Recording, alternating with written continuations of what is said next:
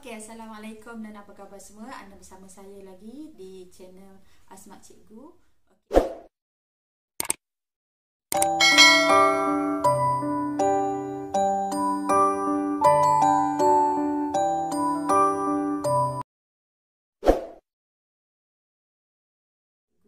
Okey, first kali saya nak ucapkan tahniah pada anda semua yang terpilih dan berjaya mendapat tawaran untuk sambung pengajian di peringkat diploma. Okey, mungkin ada antara anda yang rasa alahai diploma kan. So, tahu ataupun tidak, walaupun diploma ini tempoh yang agak lama, tapi banyak kelebihan dia. Okey. Dan kalau dibandingkan dengan pelajar yang sambung di peringkat asasi mungkin setahun, di peringkat matrikulasi 1 atau 2 tahun, di peringkat STP dan STAM, semua tempoh yang berbeza. Tapi bagi mereka yang sambung diploma, ada yang boleh mencapai sehingga ke 3 tahun. Tapi kalau anda sambung di KPM, College Professional Mara, selalunya tempoh dia paling lama pun 2 tahun setengah. So banyak yang jimat. Okey, first kali bila anda dah sambung diploma, banyak benda yang anda kena tahu.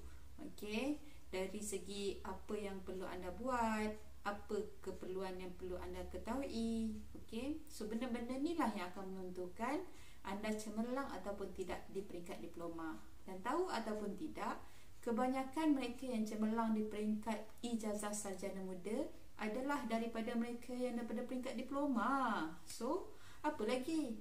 Teruskan kecemerlangan awak dan teruskan kejayaan anda.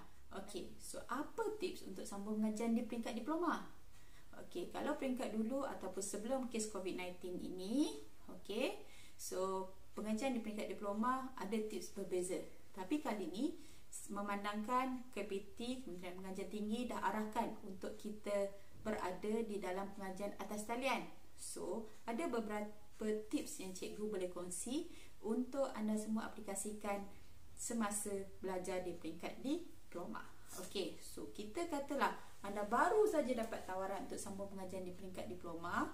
Okey, apa yang anda perlu buat adalah selesaikan dulu pendaftaran semua. So, kalau anda tak selesaikan pendaftaran, nak sambung diploma pun memang takkan dapat. Betul tak? Okey, so benda-benda ni daripada aspek semak kesihatan, maklumat penyata pendapatan, semua tu perlu lengkapkan dulu dan dapatkan. Kalau ada yang memohon untuk PTPTN, sediakan untuk LHDN untuk matikan stem semuanya. So, selesaikan semua urusan dulu dan akhirnya anda telah masuk sebagai pelajar diploma. Okey, selesai tips yang pertama. Kedua, saya teruskan dengan tips kedua. Okey, tips kedua adalah cuba fahami cara pengiraan PNG. Okey, ini adalah tips yang paling penting untuk anda skor di peringkat UST.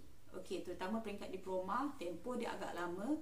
So, sebaiknya lah anda skor dengan cemerlang. Sebab kalau anda tahu, di peringkat ijazah sarjana muda nanti, ramai sebenarnya pelajar yang diploma yang mempunyai result cemerlang.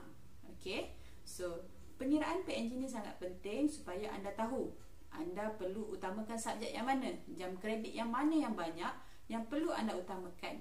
Dan anda perlu tahu juga bagi diploma yang di Universiti Teknologi Malaysia, contohnya dengan Universiti Kebangsaan Malaysia, dua-dua universiti ini mempunyai tahap yang berbeza untuk anda mendapat A.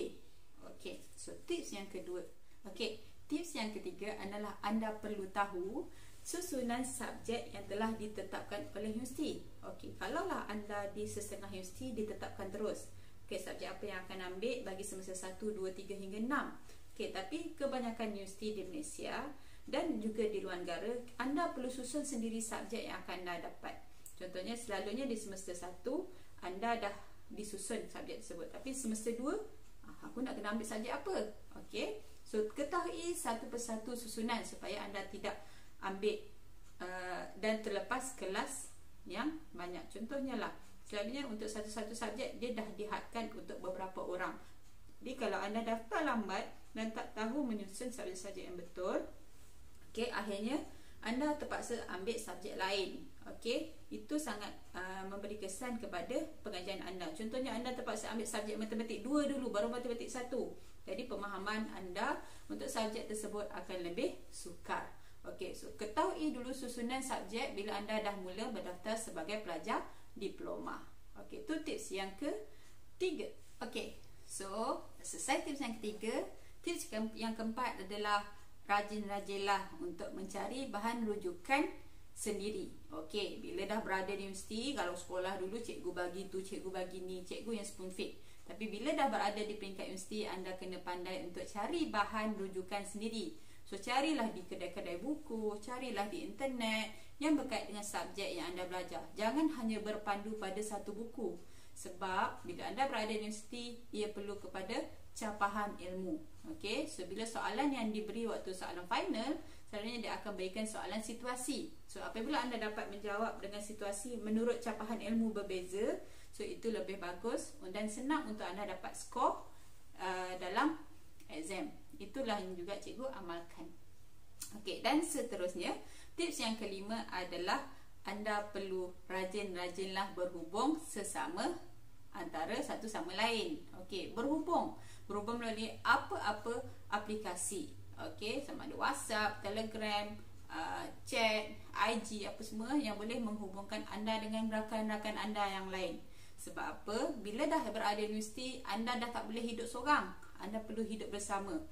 Okey, bila anda nak buat projek atau assignment, selalunya ada assignment individu dan assignment kumpulan.